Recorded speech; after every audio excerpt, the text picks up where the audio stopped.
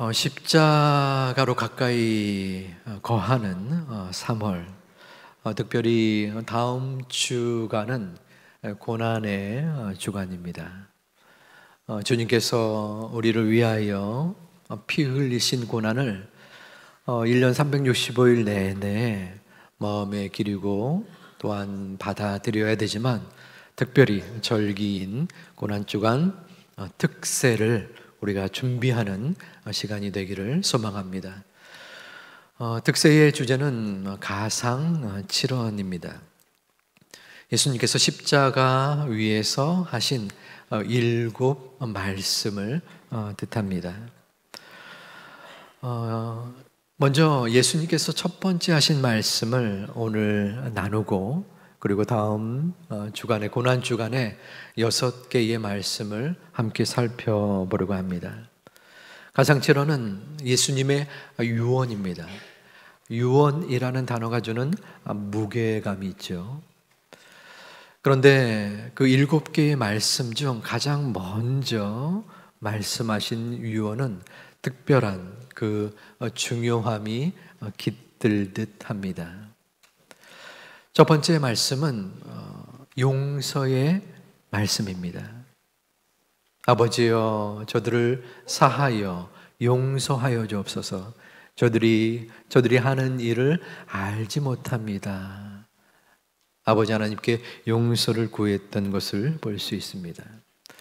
그런데 여기서 한 가지 의문을 가질 수도 있습니다. 왜 용서인가? 다른 여러 가지 중요한 말도 있을 텐데 용서를 처음으로 말씀하신 이유가 무엇일까? 예수님께서는 공생의 3년여 동안에 수없이 많은 가르침을 베풀었습니다. 하나님을 의지해라, 서로 사랑해라, 또한 기도해라, 전도해라, 혹은 두려워 말라, 무수히 많은 말씀을 하셨는데 그 중에 용서를 이야기하신 것입니다. 예수님의 사역의 첫 마디는 바로 용서와 관련되어 있습니다. 그 첫 말씀은 회개하라입니다. 예수께서 비로소 전파하여 이르시되 회개하라, 천국이 가까이 왔느니라. 천국이 우리들에게 다가왔다. 천국에 가기 위해서는 구원을 받아야 한다. 구원을 얻기 위해서는 너희의 죄를 자복하고 회개해야 한다. 회개할 때에 하나님께서 그 죄를 분명하게 용서하여 주실 것이다. 주님께서 말씀하신 이 회개의 전제는 용서가 관련되어 있습니다. 예수님께서는 그 모든 공생애의 이유와 목적이 바로 죄 용서함에 있었습니다. 그만큼 용서는 예수님의 사역에 중요한 의미를 간직하고 있었고, 그러기에 공생의 첫 마디가 용서였고, 이제 십자가 상에서의 첫 유언의 말씀이 용서였던 것입니다. 또한 여기서 드는 생각 하나가 있습니다. 예수님은 하나님의 아들이고 신이시기에 그 용서가 간편하고 또한 간단하기에 그래서 용서를 쉽게 말씀하는 것이 아닙니까? 물론 그렇게 생각할 수 있습니다. 하지만 예수님에게도 용서는 어렵고 고통스러운 것이었습니다. 예수님은 신성과 인성 두 가지를 함께 지닌 분이십니다. 하나님의 아들로서 당연히 신적인 존재이지만 인간이 느끼는 감정, 생각, 그리고 슬픔과 어려움 등 모든 것을 마음속에 함께 겪은 것입니다. 그러기에 십자가에 못 박히시기 전 겟세마네 동산에서 아버지 하나님께 간절하게 기도한 내용이 있습니다. 아버지여, 이 십자가의 잔을 건져 주옵소서. 제발 이 십자가를 안 지게 인도하여 주옵소서. 얼마나 힘겨웠으면 그러한 말씀을 하셨겠습니까? 신성만 지녔더라면 고민과 갈등 없이 떳떳하게 든든하게 십자가를 지셨을 것입니다. 그만큼 인간의 모습과 마음과 행동을 그대로 소유하고 계셨다라는 것이죠. 마찬가지로 용서에서도 동일한 의미가 담겨져 있습니다. 34절에서는 말씀하기를 아버지 저들을 사하여 주옵소서 자기들이 하는 것을 알지 못함이니이다. 예수님은 저들을 사하여 달라라고 하였습니다. 여기서 저들은 누구입니까? 1차적으로는 예수님을 붙잡아서 십자가에 매달은 로마의 병정들이었습니다. 그리고 아울러서 유대의 종교 지도자들, 또 빌라도, 여러 본디오의 사람들, 이러한 인물들이 예수님을 적대시한 존재였습니다. 아울러서 불과 5일 전 예수님을 그토록 열정적으로 환호했었던 백성들도 포함이 되어 있었습니다. 그들은 예수님이 예루살렘 성에 입성했을 때 자신들의 옷을 길에 깔고 종려나무 가지를 흔들면서 호산나 다윗의 자손이여 우리를 구원하소서 하면서 예수님을 환호성치며 칭송하였습니다. 그런데 불과 며칠 후 그들은 예수님을 십자가에 못 박아 매달라라고 마음을 바꾸었습니다. 예수님의 용서의 대상은 적대자들과 함께 바로 찬양자에서 살인의 옹호자로 변절한 그들의 백성들도 포함이 되어 있었습니다. 어찌 마음이 흥겹겠습니까? 나를 칭송하고 또한 적들이지만 그들 또한 하나님의 자녀들인데 어찌 그들을 해할 수 있겠습니까? 예수님은 용서를 구하였습니다. 용서는 구원으로 가기 위한 필요 조건이었습니다.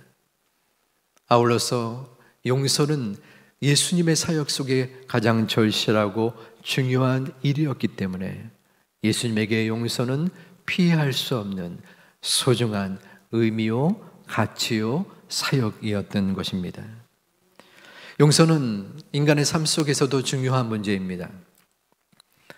인간은 관계의 동물이라고 칭할 만큼 관계 속에서 살아갑니다. 하지만 그 관계 가운데에 서로를 힘들게 하고 또한 어렵게 만들기도 합니다. 그 어긋난 관계를 다시 돌이키는 것이 바로 다름 아닌 용서입니다. 용서 없는 회복이란 있을 수 없기 때문입니다. 그러면 용서는 어떻게 해서 이루어질까요? 용서는 하나님의 것입니다. 예수님은 용서를 구하기 전에 먼저 아버지를 찾았습니다. 아버지, 저들을 사하여 주옵소서. 예수님은 왜 아버지를 찾았을까요? 아버지가 바로 용서의 주권자이자 시점이자 또한 주관자였기 때문입니다. 아버지 하나님만이 우리를 용서할 수 있습니다. 저들을 용서하실 수 있사오니 사하여 주옵소서라고 요청한 것입니다. 구약에 요셉이라는 인물이 있습니다. 많이들 아시다시피 요셉은 형들에 의하여 죽을 뻔했고 또한 노예로 팔리움을 받았습니다. 온갖 수모와 굴욕을 당하면서 죽을 고비를 넘겨 17년을 애굽에 있었습니다. 그런데 특별한 인도함으로 애굽에 총리가 된 것입니다. 어느 날 형들이 곡식을 얻으러 애굽 땅에 와서 자신의 발 아래 엎드렸습니다. 엎드려 있는 모습을 보았습니다. 그때의 마음이 어떠했겠습니까? 노예의 신분에서 이제는 그 당시 세계 최강대국이었던 애굽의 2인자로서 모든 힘과 권력을 지녔던 존재였습니다. 형들을 극한 처벌로 행할 수도 있는 그러한 사람이었습니다. 하지만 그는 용서를 택했습니다.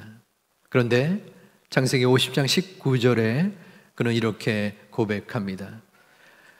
두려워하지 마소서, 내가 하나님을 대신하리이까.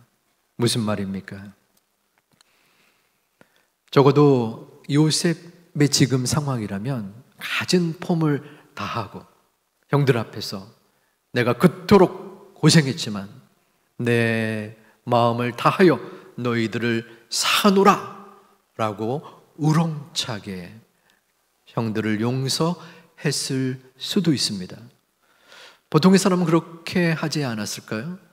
하지만 요셉은 용서는 하나님의 것이기에 내가 그 용서를 대신하겠습니까? 하나님께서 여러분을 형들을 용서하셨습니다 라고 말하는 것입니다. 용서는 인간의 것이 아닙니다. 하나님으로부터 나온 하나님의 몫인 것입니다.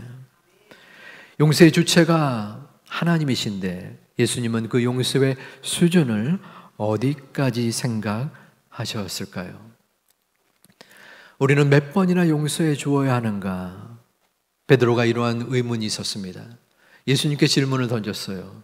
예수님이 형제 중에 누가 잘못을 하면은 몇 번까지 용서해 주어야 합니까? 예수님께서는 마태복음 18장 21절에서 이렇게 말씀하셨습니다. 우리 함께 봉독하겠습니다. 예수께서 이르시되 내게 이르노니 7번뿐 아니라 7번을 70번까지라도 할지니라. 아멘. 당시에 고대 근동에서 랍비들은 누군가 잘못을 행했을 때에 3번까지 용서하라 하면서 자신들의 관용을 드러내었습니다. 지금 베드로는 그 3번을 넘어서 7번까지 하면은 충분하지 않겠습니까? 하면서 예수님께 지금 문의를 한 것입니다. 그런데 예수님은 7번뿐 아니라 7번씩 70번을 용서하라고 하신 것입니다. 그러면 7 곱하기 70 그러면 490번까지 용서하면 되는가요? 야, 이번에 용서했는데 내가 137번째네. 이제 기억도 못하겠어. 빨리 이제 기록을 해야겠네. 아직도 많이 남았네. 이렇게 해야 할까요? 그것은 아닙니다. 이것은 숫자적인 개념이 아니라 무제한적으로 끝까지 용서하라는 것입니다. 하나님의 용서는 무조건적인 용서의 수준인 것입니다. 그러면 우리는 이 용서의 수준에 비추어서 어떻게 행하여야 할까요? 예수님께서는 마태복음 18장에서 빚을 탕감하는 비유를 통하여 용서의 모범을 보여주셨습니다. 어떤 주인이 하인에게 돈을 빌려주었습니다. 10,000달란트였습니다.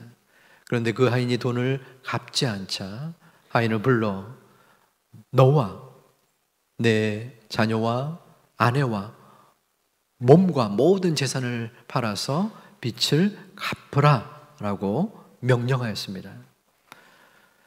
그 아이는 엎드려서 제발 조금 말미를 주옵소서 제가 갚겠나이다 라고 이야기합니다.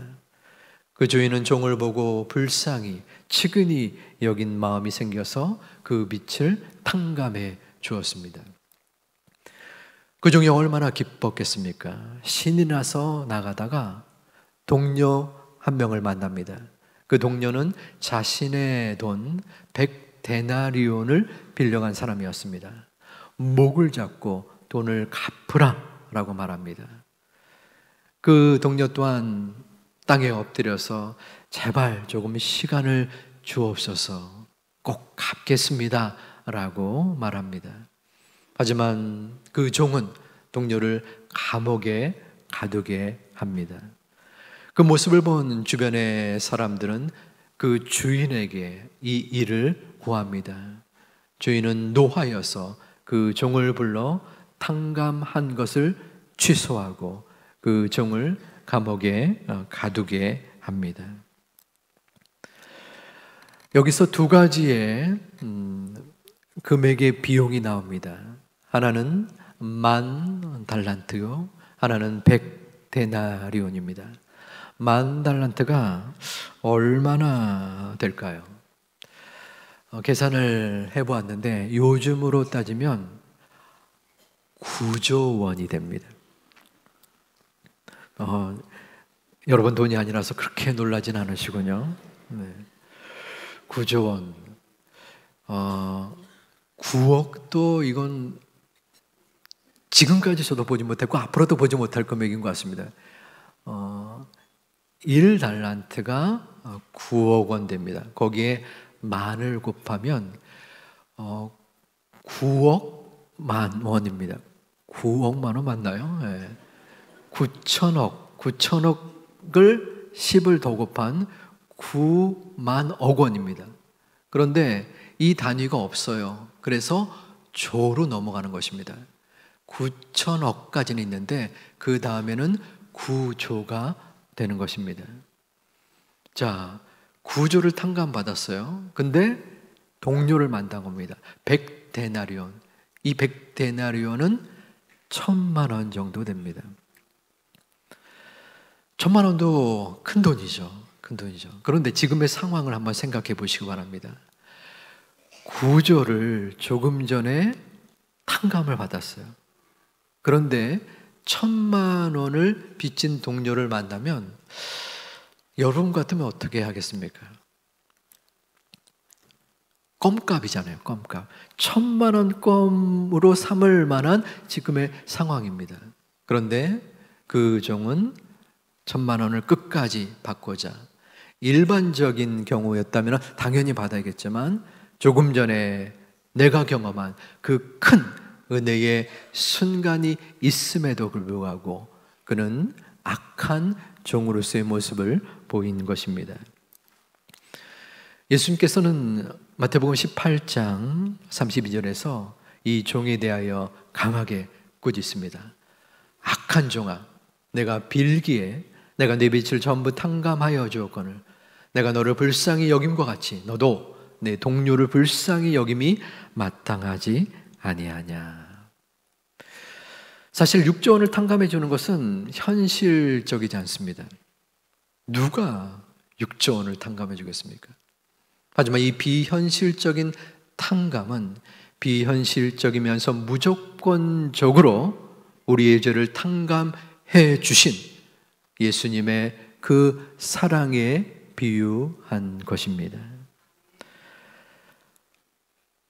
예수님께서는 아무런 조건 없이 우리를 용서하신 것처럼 너희도 조건 없이 다른 이들의 잘못, 죄를 용서하라 라고 강하게 우리에게 말씀하고 계신 것입니다. 우리가 다른 사람을 용서하기 위해서는 어떻게 해야 할까요? 조금 전 나온 종처럼 그 앞에 탕감받은 그곳에 대한 감사가 마음속에 있어야 합니다. 하지만 우리들의 모습은 어떠합니까? 우리들은 지금 우리가 받고 있는, 우리가 경험하고 있는 이 구조는 고사하고 9억, 아니 9천만 원보다 더 대수롭지 않게 생각하고 있지는 않습니까? 요즘 젊은 사람들 가운데 밸런스 게임이라는 것이 있습니다. 두 가지의 조금 애매하고 갈등 섞인 그 두 가지를 제시하고 하나를 선택하는 것입니다. 예를 들어 짜장면 집에 가면은 무엇을 가지고 갈등하죠? 짜장이나 짬뽕. 그렇죠. 짬뽕 먹고 싶어, 짜장 먹고 싶어. 그래서 저는 짬짜면을 먹기도 합니다. 짬뽕과 짜장이 같이 나오는 게 있어요. 비밀인데요. 자, 짬뽕, 짜장. 그러면 얘기를 하면은 그 사람은 선택하는 겁니다. 난 짜장, 나는 짬뽕. 그게 이제 밸런스 게임입니다. 탕수육을 먹을 때 어떻게 먹죠? 찍거나 부어 먹죠. 그래서 찍먹, 부먹, 찍먹, 부먹. 예, 우리도 한번 해볼까요? 자, 여기서 한번 밸런스 게임을 응용해 보기를 원합니다. 여러분들 9원입니까? 900만 원입니까? 뭐를 택하시겠어요? 혹시 갈등하시나요? 9원입니까? 9천만 원입니까? 센데요? 네. 9원입니까? 9억 원 구조입니까?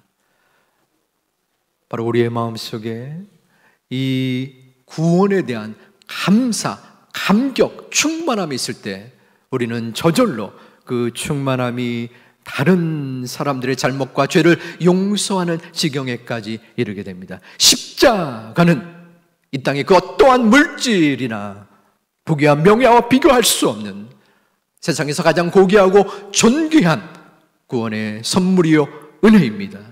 그 구원의 은혜, 그 사랑이 여러분 마음속에 복받쳐 흘러나기를 주님의 이름으로 축원합니다. 하지만 우리의 모습은 여전히 용서를 이루기가 쉽지 않습니다. 어떻게 용서합니까? 용서를 잘하고 있습니까? 라고 물을 때 그 대답은 보편적으로 잘 실행하지 못하고 있습니다 일 듯 싶습니다.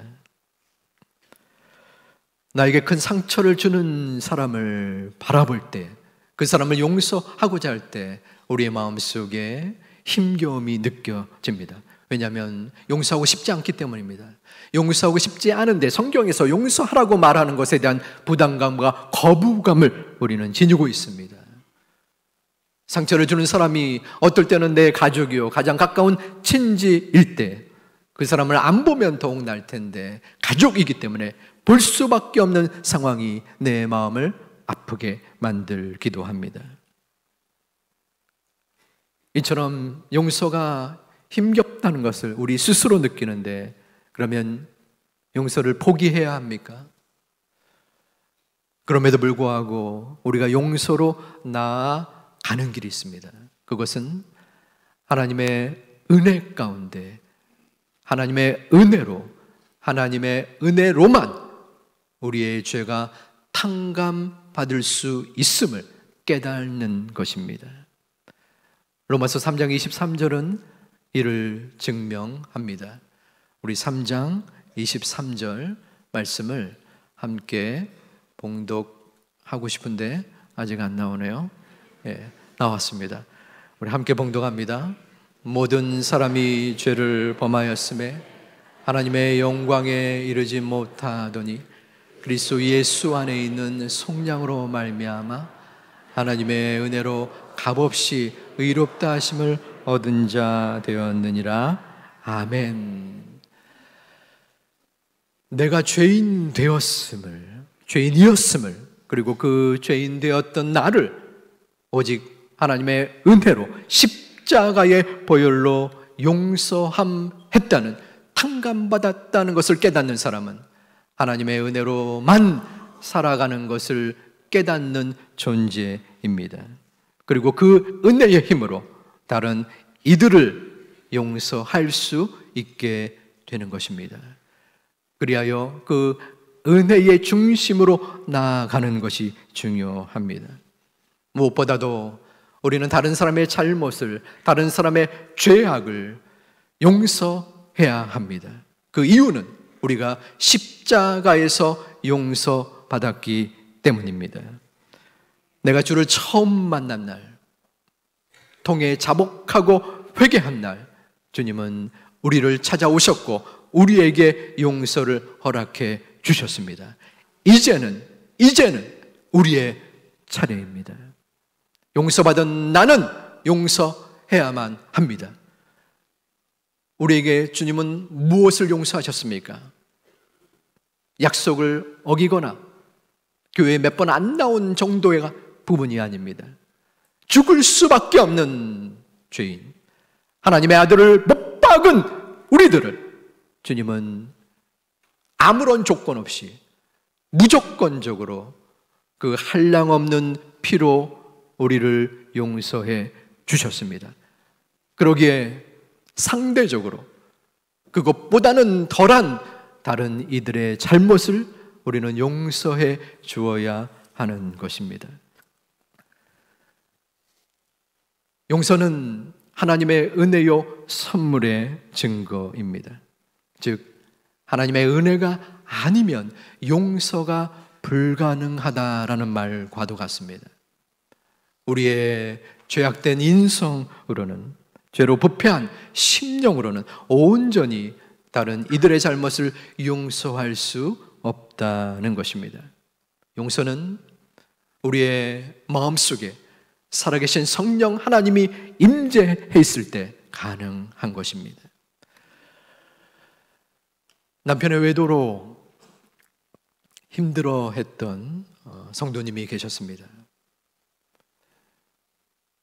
도저히 믿을 수 없었던 그 외도 때문에 그분은 마음에 씻을 수 없는 상처를 입었습니다. 남편과 아이들을 위하여 수고하고 희생했었던 그 시간들, 세월들이 헛되이 느껴졌었습니다. 갈라서려고 했습니다. 당연히 이혼을 생각했습니다. 하지만 마음속에 떠오르는 연민 혹은 미련, 자녀들에 대한 책임감, 여러 복잡하고 미묘한 생각과 갈등 시간 속에 우리 성도님은 이혼을 하지 않기로 생각했습니다. 마음을 추스리고 또한 남편을 용서하려는 마음을 가졌습니다. 하지만 그 후에 사정은 결코 쉽지 않았습니다. 남편을 계속적으로 의심하게 되었고 남편만 보면 치밀어오는 화로 인하여 그 두 사람의 대화는 어려워지기만 했습니다.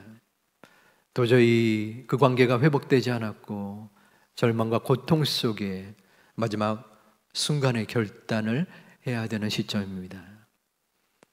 상담을 하게 되었고 상담 가운데에 자신이 용서한다고 했지만 진심으로 진정으로 남편을 용서하지 못하고 있었음을 깨닫게 되었습니다. 자신의 지난날의 아쉬움, 아픔, 괴로움 등을 토로하고 내어놓으면서 성도님은 하나님과 대면하기 시작했습니다. 전에는 머리로서 이론적으로 남들에게 들었기에 알고 있었던 그 예수님의 보혈과 구원이 이제는 내 가슴과 심장으로 내려오기 시작했습니다. 나는 죽을 수밖에 없는 죄인이요 그 죄인된 나를 위하여 주님께서 십자가의 피로 구원받았고 그 용서 속에서 하나님의 자녀가 되었다라는 고백과 깨달음을 가지게 되었습니다. 그 순간 이후로 남편이 안쓰럽게 느껴지기 시작했습니다. 여전히 그 마음의 고통은 잠재되어 있지만 이제는 조금씩 남편을 이해하고 바라보고 그의 영혼을 보듬고 싶어 하는 그러한 마음이 생기는 것을 느낄 수 있었습니다. 저는 하나님께서 그 성도님을 만져주셨다라고 생각합니다. 물론 차라리 갈라서는 것이 도리어 그 여인을 위하여 좋을 수 있을 것이다라는 생각도 한편으로는 합니다. 하지만 사람이 마음으로 자신의 길을 계획할지라도 그 걸음을 인도하시는 분이 하나님이시기에 다시 한번 회복하고 시작하려는 마음 가운데 하나님은 그분의 심령 속에 찾아가 주신 것입니다. 공고하고 갈 바를 알지 못하고 도저히 헤매이는 그 여인의 마음 속에 내가 주니라, 내가 너의 아픔을 만져주고 무엇보다도 죄악된 그 심령을 용서하여 준 예수 그리스도란다. 그 마음을, 그 믿음을 느낄 때 그녀는 다시 한번 하나님의 은혜로 나아갈 수 있었습니다. 우리는 인정해야 합니다. 우리의 마음속에 선한 것이 하나도 없음을 인정할 수밖에 없습니다. 우리의 능력으로는 도저히 내 자신을 용서할 수 없고 다른 이들의 잘못을 받아들일 수도 없는 그러한 패악한 마음을 지닌 존재임을 우리는 고백하게 됩니다. 용서는 누군가 강요해서 이루어질 수 없는 자발적인 선택이요, 도전이요, 용기입니다. 용서할 마음의 생각이 우리 가운데 있지 아니하더라도 용서의 마음을 완전히 닫지는 말아 주시기 바랍니다. 성령 하나님께서 우리의 마음을 움직여 주시고 성령의 회오리 우리의 중심을 회파한다면 분명 하나님께서 우리의 마음에 억누르고 힘겨웠던 마음을 변화시켜 주셔서 용서의 마음으로 바꾸어 주실 것입니다. 십자가는 생명이요 호흡이요 우리의 중심입니다. 십자가만이 우리의 죄를 사하여 주실 수 있습니다. 십자가로 임할 때에 우리의 마음에는 용서와 사랑이 가득하여 지는 것입니다. 그 은혜로 우리는 한 걸음 한 걸음 우리의 주변에 나에게 상처를 준 존재, 나의 모든 아픔을 가져다 준 인물을 향한 용서로 한 걸음 한 걸음 나아갈 수 있는 것입니다. 이것이 우리의 능력이 아닙니다. 하나님이 우리를 이끄신 그 소망의 과정입니다. 사랑하는 우리 제2 가족 여러분, 며칠 전에 어떠한 목사님을 만나 뵀습니다. 그 목사님은 오랜만에 만났는데 저의 새로운 목회의 사역을 또 격려해주고 축하해주고, 목회 가운데에 제2교회 성도님은, 제2교회 신자는 그 어떠한 삶의 과정과 여정 속에서도 신실하게 하나님의 말씀에 근거하여 하나님을 영화롭게 하고 이 땅에 빛과 소금의 역할을 감당하는 목회를 하라라고 말씀을 주셨습니다. 저는 그 마음에 너무나 많은 공감과 동의를 합니다. 여러분의 삶의 모습은 이 교회당에만 있는 것은 아닙니다. 어쩌면 이 예배를 드리고 저 성전을 벗어나서 이 세상에서, 직장에서, 가정에서, 사업장에서 수많은 사람들과 만날 때에 거기에서 비롯됩니다. 교회에서 얻은 지식적인 성경의 말씀이 여러분을 움직일 수 없습니다. 여러분의 마음속에 십자가가 살아있을 때 그 십자가가 우리의 삶을 주장하고 우리의 삶을 이끌어 주는 것입니다. 제2교회 성도님 막연하고 또한 어설프게 교인으로서의 모습이 아니라 다른 여러분들의 주변의 사람들이 바라볼 때 제2교회 성도는 다르구나. 이 땅에 수많은 교회들이 있는데 어떻게 제2교회 다니는 사람은 저토록 십자가를 자랑하고 십자가에 복종하고 십자가의 말씀에 순종하는 자들인가?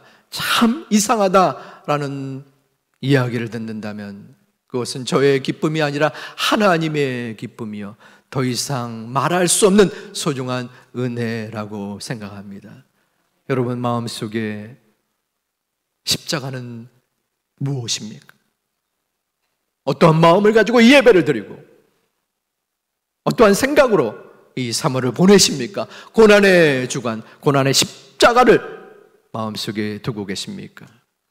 소중한 마음으로 이번 한 주를 성찬의 예식을 준비하며 그 다음 고난의 주간, 고난당하신 그 십자가를 바라보며 나를 용서해 주시고 나를 끝까지 이끌어 주신 그 구원의 십자가를 마음에 품는, 그리하여 그 십자가가 용서의 십자가로 나아갈 수 있는 소중한 우리 제2가족 되시기를 주님의 이름으로 축원드립니다.